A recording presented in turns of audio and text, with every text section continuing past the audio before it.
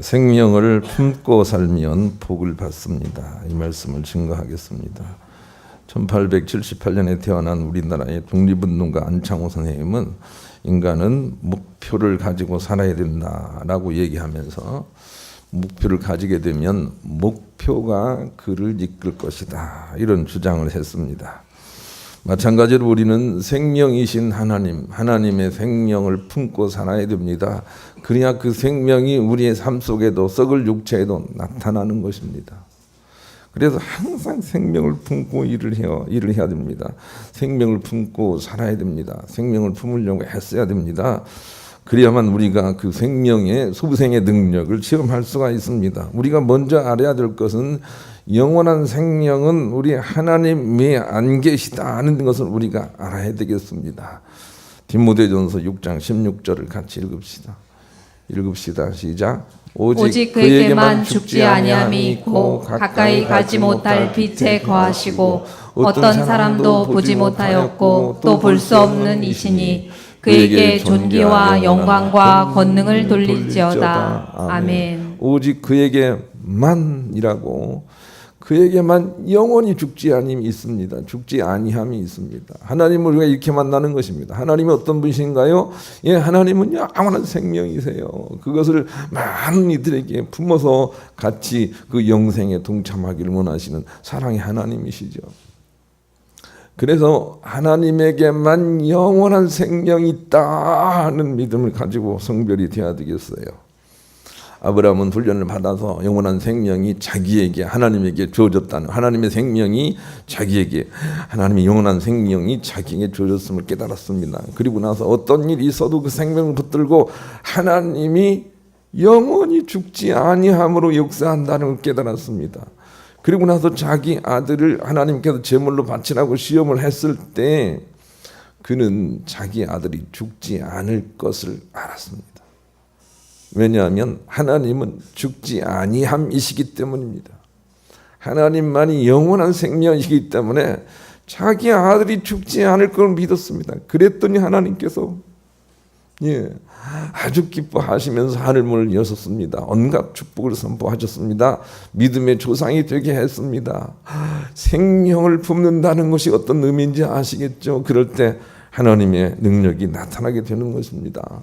다윗도 어떤 일이 있어도 하나님의 생명을 품고 삽니다. 생명을 품고 전쟁을 합니다. 생명을 품고 통치를 합니다. 생명을 품고 사랑합니다. 생명을 품고 가정생활을 합니다. 그래서 모든 것들을 살아나게 했습니다. 그 시대에 힘들고 어려운 그 전후좌우의 나라들 속에서 다윗만큼 위대하게 그렇게 승리를 이뤄낸 사람도 많지 않습니다. 왜냐하면 그는 항상 생명을 품고 통치를 했기 때문입니다.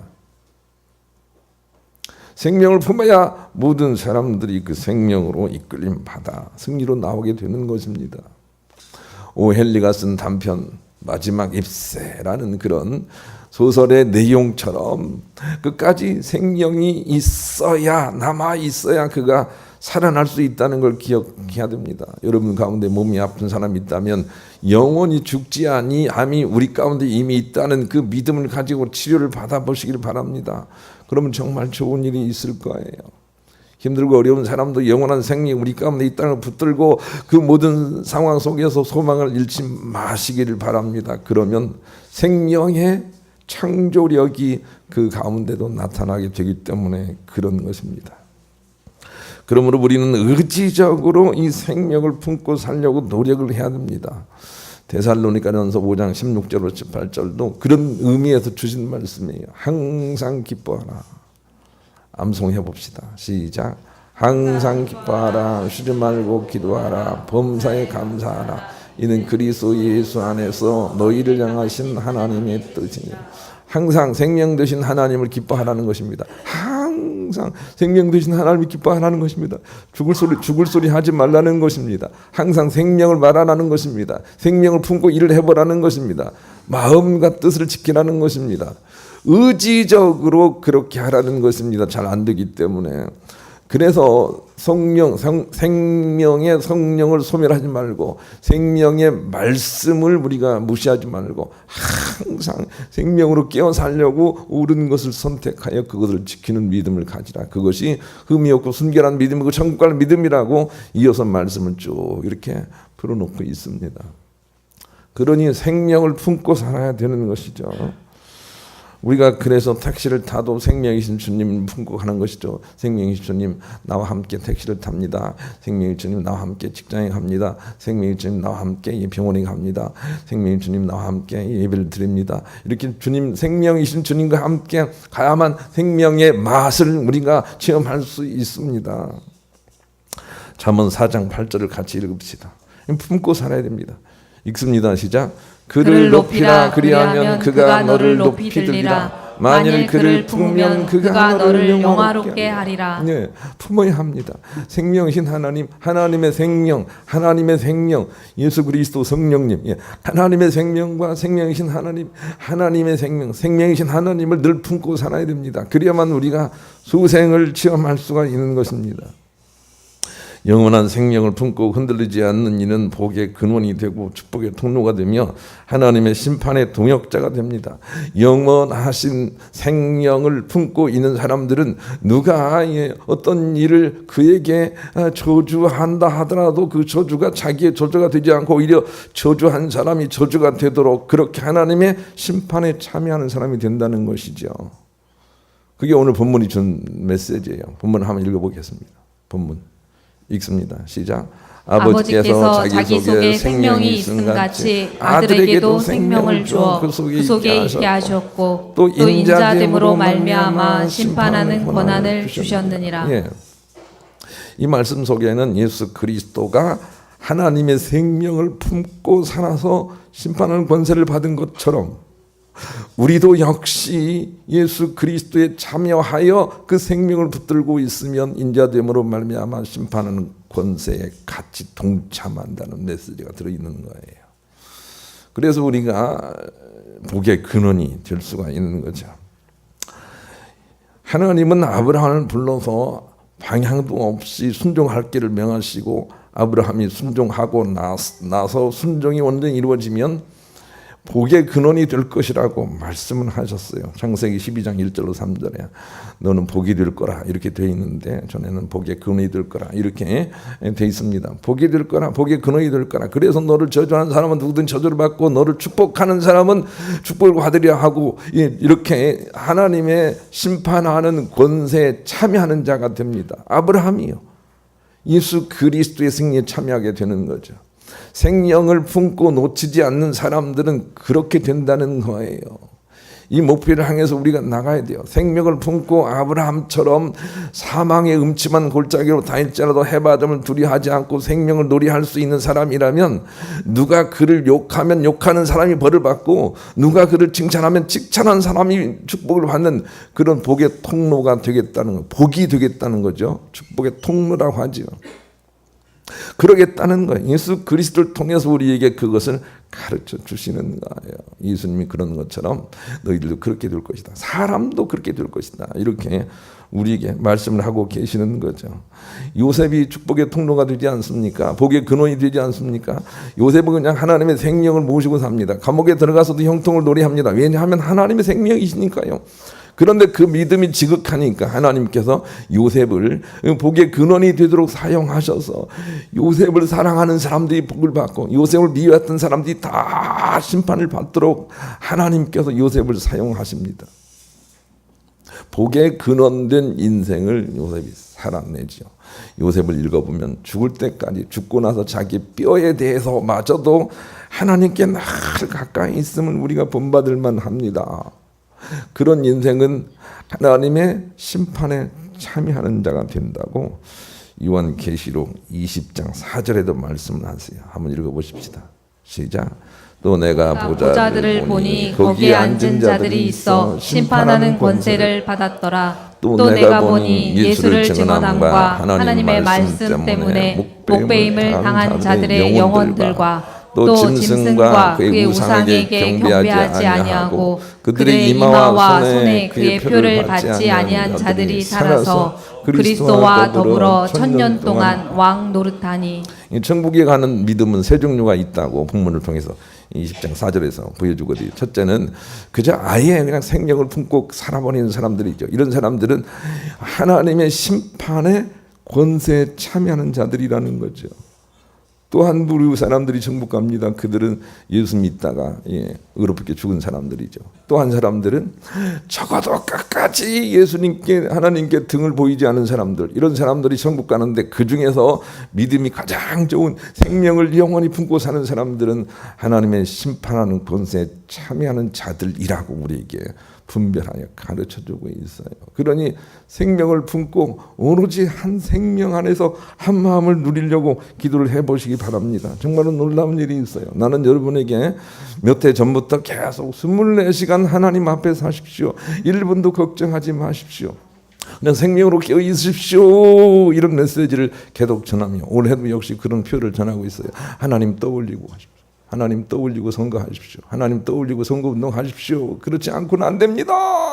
생명으로 있어야만 생명이 나타난단 말이에요. 지금부터라도 생명으로 끼어 있어야 돼요. 그래야 그냥 합력의 선이 된단 말이에요. 이 생명을 품고 살아야 돼요. 24시간 우리 그런 마음을 가지고 복음서가 20장 같이 우리 부릅시다. 내 안에 사는 이 생명이세요. 예수 그리스도. 이 생명을 품기 위해서는 첫째 우리 안에 영원한 생명이 영원히 부어져 있다는 사실을 깨달아야 됩니다. 사도행전 2장 33절을 같이 읽겠습니다. 읽읍시다. 시작. 하나님이 오른손으로 예수를 높이심에 그가 약속하신 성령을 아버지께 받아서 너희가 보고 듣는 이것을 부어주셨느니라. 예, 그냥 주신 것도 아니에요. 부어주셨어요. 부어주셨어요. 그의 나라와 흔들림이 없는 놀라운 평화의 세계와 함께 우리에게 생명의 성령을 부어주셨단 말이에요. 그리고 이 생명이 죽지 아니함이기 때문에 영원히 우리 가운데 계세요. 영원히 우리 가운데 계세요. 그것을 우리가 알고 활용할 수 있어야 되겠어요. 성전 미문에 앉은 안준뱅이에게 베드로가 갑니다. 안준뱅이가 뭘 달라고 하죠. 그런데 베드로가 말하기를 나는 금과 은은 없거니와 내게 있는 것으로 내게 주노니 곧 나사렛 예수의 이름으로 명하노니 일어나 걸어라. 그랬더니 그가 일어났어요. 적어도 베드로는 그 안에 있는 생명을 활용할 줄 아는 자였어요. 여러분이 이 생명을 활용할 줄 아는 자라면 얼마나 여러분의 입술이 복되겠어요. 공부 못하는 자녀를 승리로 그냥 세워낼 수 있을 거예요.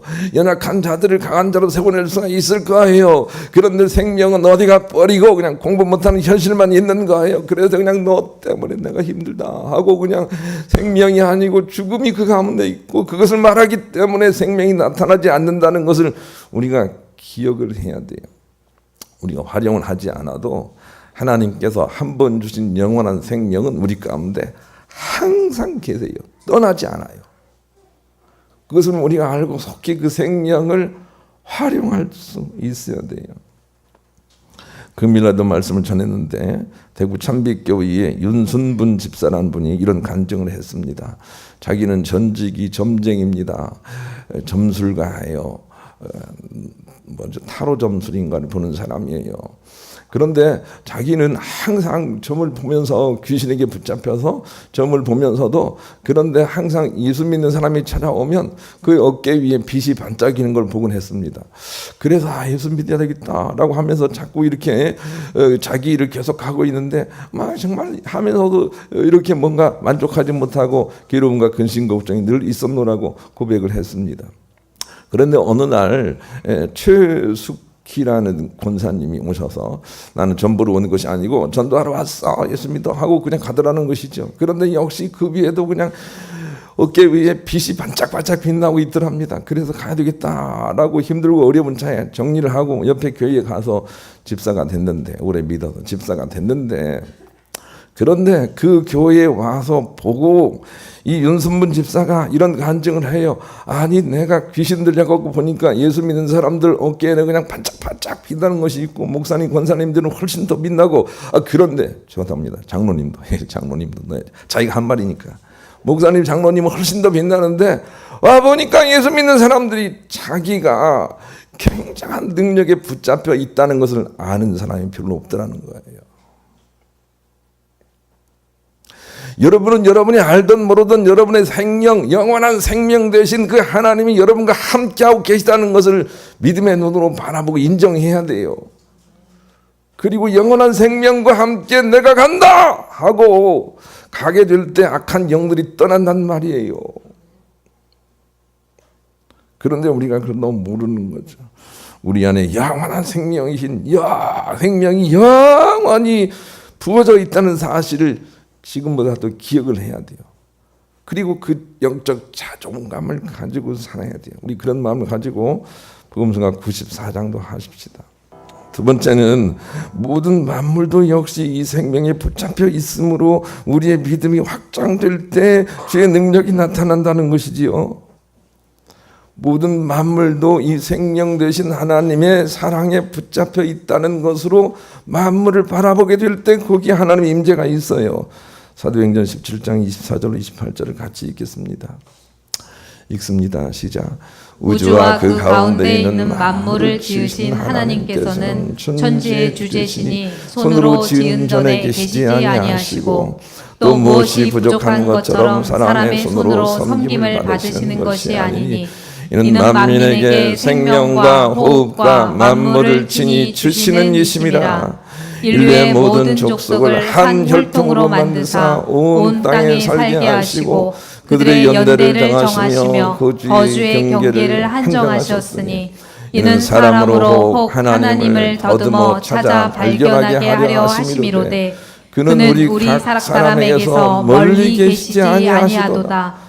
우리가 그를 힘입어 살며 기동하며 존재하느니라. 너희 시인 중에 어떤 사람들의 말과 같이 우리가 그의 소생이라 하니. 28절 우리가 그를 힘입어 살며 기동하며 존재하느니라. 놀랍지 않아요? 우리가 그 생명에 붙잡혀 있어서 그나마 이렇게 다양한 사유를 살아요. 그 생명에 붙잡혀 있단 말이에요. 그 생명을 우리가 깨어나 그 생명을 받아들이고 모시고 살기 시작해야 돼요. 그래야 우리가 승리할 수 있어요. 그런데 우리뿐만이 아니라 만물이 그렇게 붙잡혀 있다고 말씀해 주세요. 자기 자신만 구원을 받았다고 노래할 일이 아니라 만물이 다 구원으로 부름받았고 주님의 구원의 은총 가운데 붙들려 있다는 그런 믿음으로 우리의 믿음이 확장될 때 진실로 거기에 능력이 나타난다고요.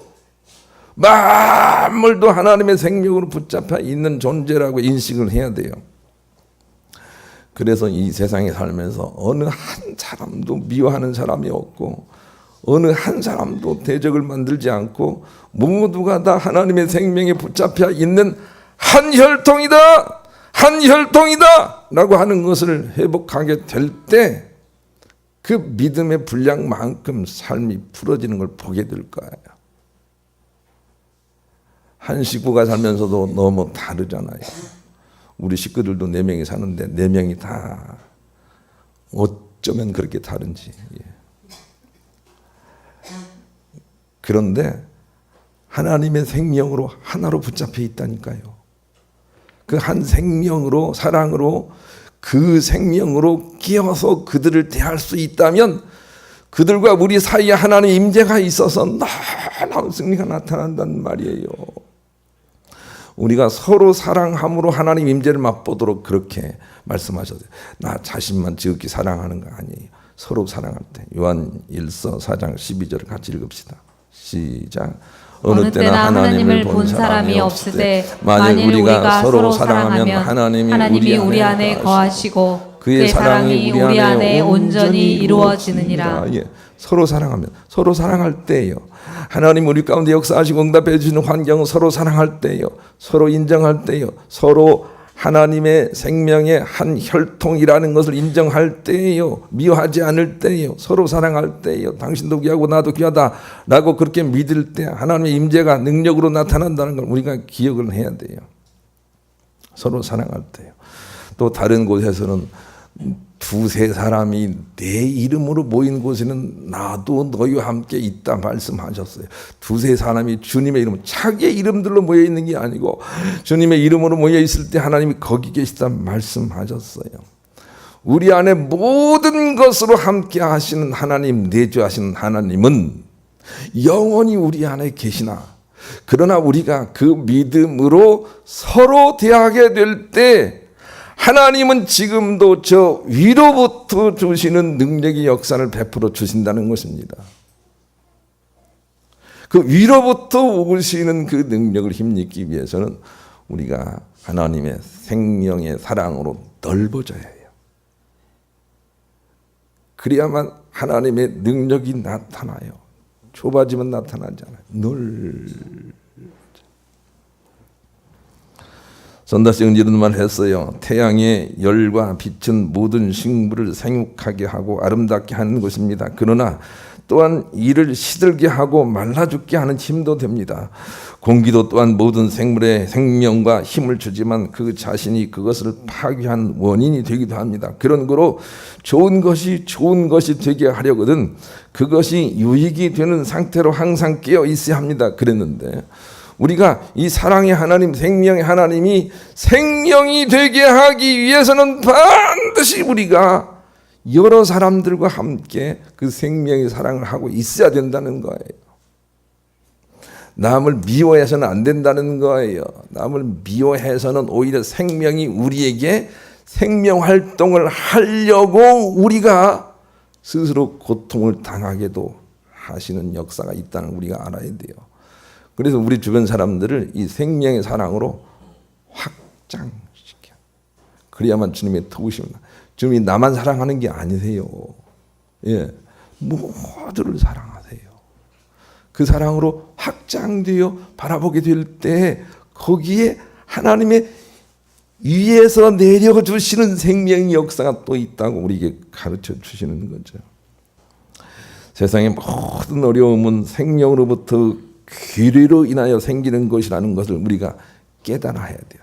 하나님의 영원한 생명에 끼어있지 못하는 순간순간을 통해서 문제가 타고 들어온단 말이에요.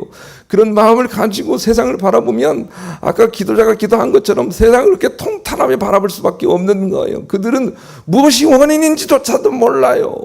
왜 세상이 문제인지조차도 모르고 살고 있는 거예요. 그런데 우리는 말씀을 통해서 성령을 통해서 알게 되는 거죠. 아, 세상이 사랑이 없어서 그렇구나 라고 하는 거 알게 돼요. 얼마나 사랑 없는 소리가 넘치는지요. 그냥. 지난주에도 넘쳐. 지난주에도 그냥 저 세상은. 그러나 하나님의 생명의 관점으로 모든 것들을 바라보게 될 때 거기에 놀라운 승리가 있다고 우리 가운데 가르쳐 주세요.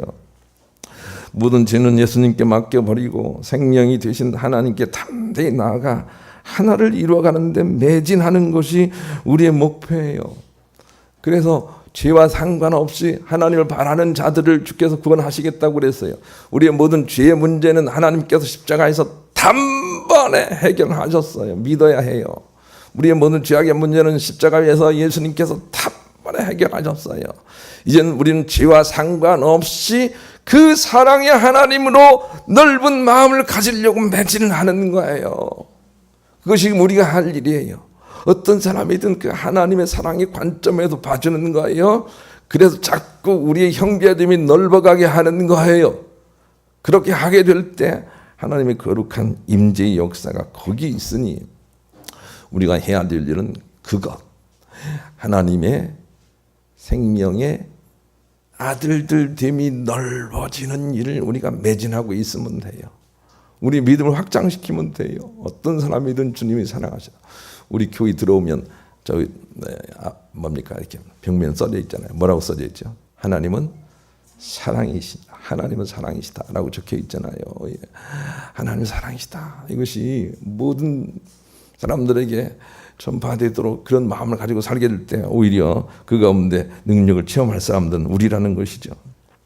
바울처럼 일체의 비결을 깨달은 자들은 축복의 통로까지도 된다는 것이 오늘 본문이 주신 메시지예요. 바울은 내가 능력 주신 자 안에 있으면 되겠구나 하고 일체의 비결을 깨달아요. 그랬더니 바울은 가는 곳곳마다 기적을 체험하고 나타나게 할 뿐만이 아니라 하여튼 축복의 통로가 돼요. 권세를 행하는 하나님의 승리에 참여하게 돼요. 바울처럼 그 믿음을 향해서 우리가 나가야 되겠어요. 그것이 오늘 본문이 소망적으로 우리에게 주는 메시지예요. 마지막으로 본문 읽읍시다. 읽습니다. 시작.